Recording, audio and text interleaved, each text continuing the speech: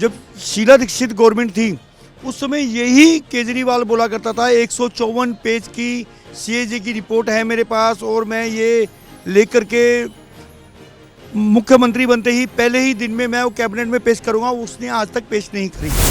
10 साल तो इन्होंने कहते कहते निकाल दिए कि जी ये ऐसा करा जा रहा है। अरे सच की जीत होती है।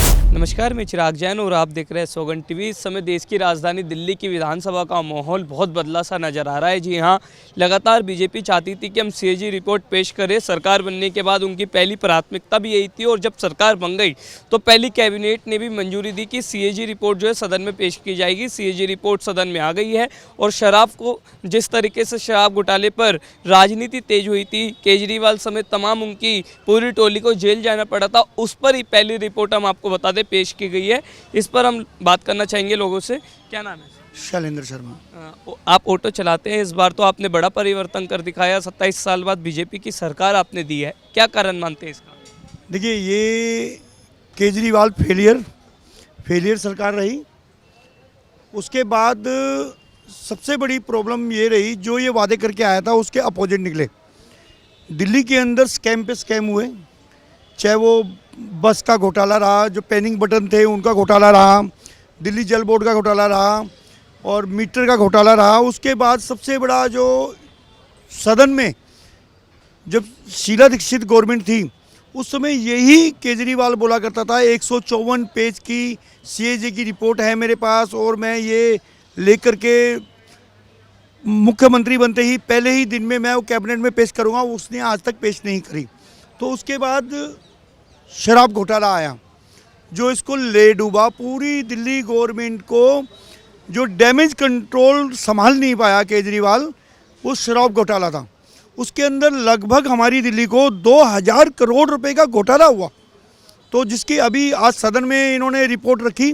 रिपोर्ट रखते ही आम आदमी पार्टी जो है वो बेकाबू हो गई।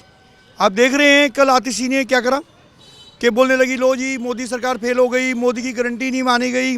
अरे भैया, अभी तो उन्होंने 24 घंटे भी नहीं हुए थे उनके ऑफिस में पहुंच गए। आज तक कोई कैमरा वाला 10 साल तक केजरीवाल के ऑफिस में नहीं पहुंचा।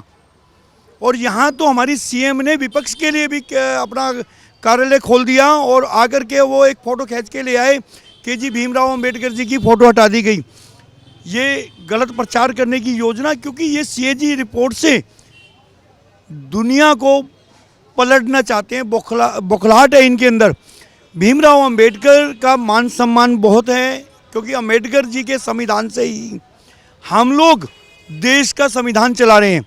और इन्होंने राष्ट्रपिता महात्मा गांधी जी की फ़ोटो हटा दी थी जब किसी ने कुछ बोला नहीं बोला। ऐसा एक प्रोटोकॉल है, जो भी प्रधानमंत्री होते हैं और राष्ट्रपति होते हैं उनकी फ़ोटो लगाई जाती है कार्यालय में। उन्होंने कोई फ़ोटो हटाई नहीं।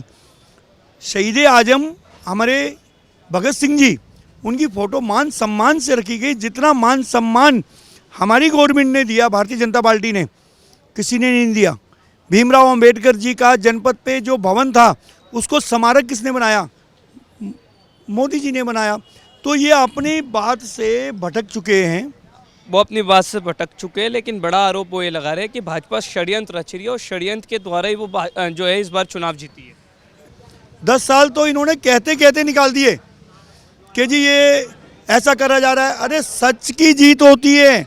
दिल्ली की जनता ने अगर भारतीय जनता पार्टी को चुना है तो उसके पीछे यही रीज़न है। आप 1 बारी 2 बारी 3 बारी हर बारी मोदी जी काम नहीं करने दे रहे, मोदी जी काम नहीं करने दे रहे, मोदी जी काम नहीं करने दे रहे। और आतिशी ने ही बोला था कि हमारा तो खजाना भरा हुआ है, बोला था ना। अभी बोल रहे हैं कि 8 मार्च को आप पहली किस्त दे रहे हैं और बाहर आके बोल रही है कि जी कहाँ से देंगे, हम देखते हैं ना, ऐसा तो है नहीं। तो आप अपनी बात को तो झूठा कर रहे हो। आपको लगता है बीजेपी ने जो वादे किए वो पूरे होंगे? भारतीय जनता पार्टी की और मोदी जी की गारंटी है। मोदी जी जो कहते हैं वो करते हैं।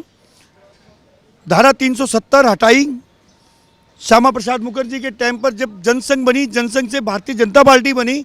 जब से ये वादा था कि सबसे पहले कश्मीर से धारा 370 हटाई जाएगी, हटाई। प्रभु श्री राम जी का मंदिर स्थापित हुआ, हटाया। काम करा ना मोदी जी ने।